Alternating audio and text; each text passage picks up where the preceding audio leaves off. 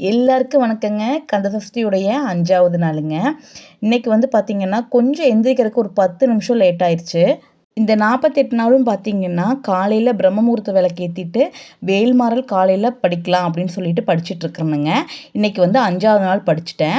அப்புறம் சாயங்காலம் பூஜை பண்ணும்போது பார்த்தீங்கன்னா, கந்தசஷ்டி கவசம் வந்து படிக்கிறேனுங்க. கொஞ்ச நாள் முன்னாடி பார்த்தீங்கன்னா, 48 நாள் பிரம்ம முகூர்த்த விளக்கேத்திட்டு 48 நாள் வேல்மாறல் நான் படிச்சேன். நிறைய பாசிட்டிவான விஷயங்கள் நடந்ததுங்க.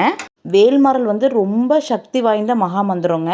அதை படிக்கும்போது நிறைய நல்ல மாற்றங்கள் கண்டிப்பாக லைஃப்பில் நடக்கும். இந்த 48 நாளும் நீங்கள் முருகருடைய வேல்மாறல், கந்தர் அலங்காரம், கந்தர் அனுபூதி அந்த மாதிரி எந்த வேணாலும் தொடர்ந்து பாராயணம் பண்ணிட்டு வாங்க. நிச்சயமாக நல்ல மாற்றம் அப்படிங்கிறது நடக்குங்க. வீட்டில் எப்போவுமே ஒரு பாசிட்டிவ் எனர்ஜி இருந்துகிட்டே இருக்கணும் அப்படின்னா இந்த மாதிரி உருளி வந்து வைங்க. கண்டிப்பாக வீட்டில் ஒரு நல்ல ஒரு பாசிட்டிவ் எனர்ஜி இருக்குங்க.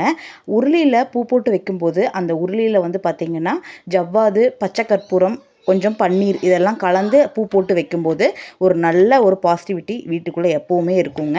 உருளி வந்து போட்டு வைக்கிறது வந்து பித்தளையில் தான் போட்டு வைக்கணும்னு இல்லை, நீங்கள் சின்ன கண்ணாடி பவுலில் கூட போட்டு வைக்கலாம்.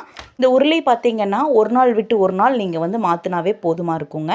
பூ வந்து வாடுனா உடனே வந்து மாற்றிடலாம். இல்லை அப்படின்னா 2 நாளைக்கு கூட அந்த உருளி வந்து நீங்கள் வந்து வச்சுருக்கலாமுங்க.